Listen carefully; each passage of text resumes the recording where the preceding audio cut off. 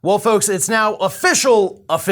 Donald Trump is in fact running for president again in 2024. He made his announcement last night at Mar-a-Lago, but it wasn't exactly a captivating moment for Donald Trump.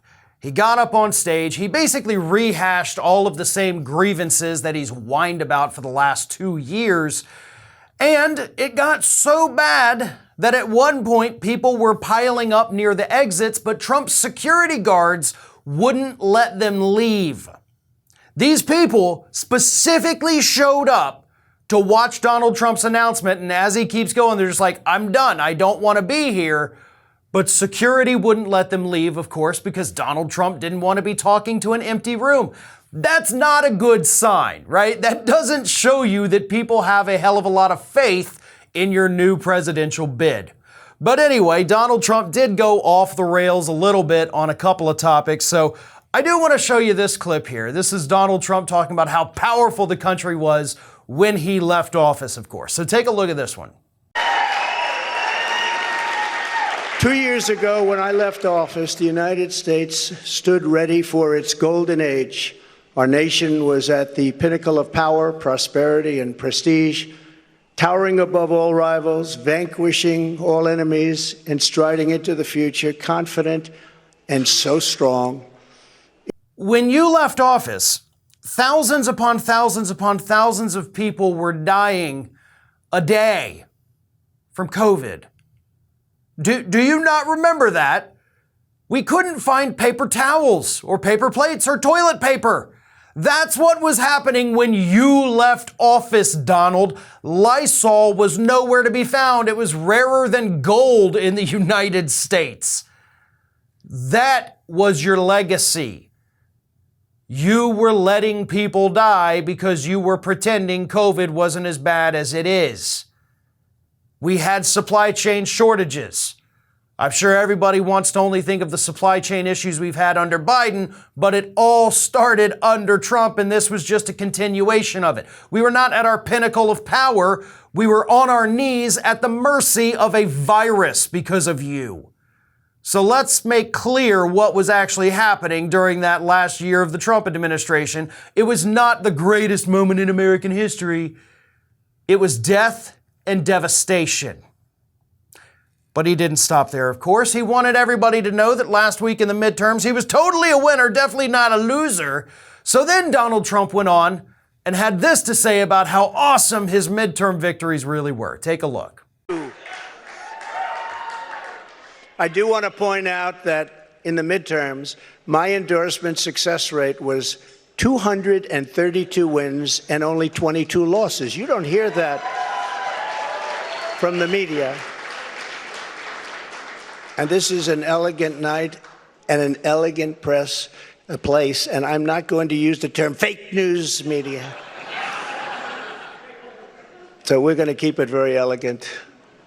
But you don't hear that from the media, but I think you will, because people are starting to see what happened. That's some score, and in the primaries was 98.6%, but they were still trying to blame me.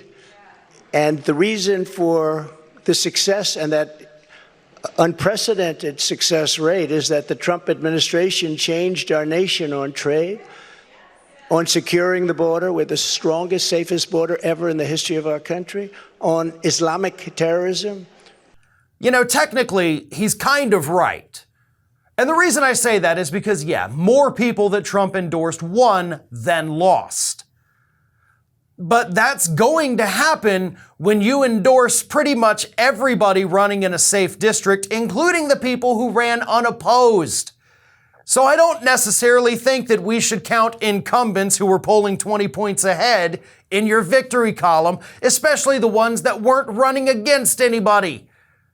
Anybody could have endorsed those people and been like, well, see, look, I win. I'm the magic touch. No, it's the swing state folks that you endorsed that went down in flames and, of course, made you the laughingstock of the entire country. The only endorsements that matter are the ones in the areas where it's competitive. And in those states, you flopped, and you flopped hard. But the big announcement, of course, was that he is running for president. But I do want to point out in those clips, too, you see his face? Like, he's back to wearing the bronzer. We've seen videos of him. We've seen a lot of photos over the last year or so of him at Mar-a-Lago, of him at his Bedminster Club. He's not wearing all that bronzer on his face. But last night, boy, he really caked it on, I guess, to make up for lost time. It made him look like he just stuck his face in the mud, then went up there and gave a speech. Like he was visibly dirty while talking to that crowd that clearly didn't want to be there after about 5 minutes. But it's not just the crowd that doesn't want Donald Trump there, it's the public. A new poll came out yesterday showing that 65% of voters in America, voters, the people that will decide the next election, 65% say, yeah, we don't want Trump to run again. So you've got a vast majority of the country saying, thanks, but no thanks, we don't ever want you again. But on the Republican side, Republican voters, 61% say they would like to see Trump run again. That doesn't mean they support him, because DeSantis is ahead in pretty much every poll now. It just means they have no problem if he runs again. But 35% of Republicans say we don't want him to run again. So Donald Trump only has support of 2/3 of the Republican Party, less than 1/3 of the electorate as a whole, and you think you're going to win the 2024 election? This guy has no chance in hell. I'll be surprised if he makes it through the Republican primaries.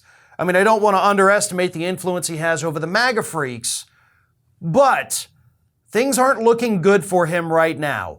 And again, the fact that most of that audience tried to escape and were told they weren't allowed to, not exactly a vote of confidence from the people you invited to watch your big announcement. This is Hattie. Hattie wants to know why you have not subscribed to our channel. You obviously like our videos, so do us a favor and subscribe.